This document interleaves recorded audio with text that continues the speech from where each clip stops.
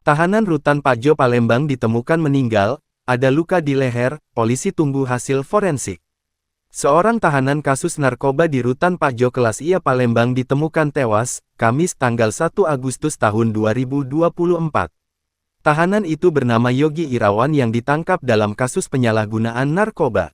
Benar, hingga saat ini kami masih menunggu hasil dokter, ungkap Kapolrestabes Palembang, Kombes Pol Haryo Sugihartono, Jumat tanggal 2 Agustus tahun 2024 siang. Diketahui, Yogi Irawan merupakan warga Banyuasin Sumsel dan sebelumnya ditangkap anggota Ditres Narkoba Polda Sumsel dengan barang bukti 0,5 kg sabu.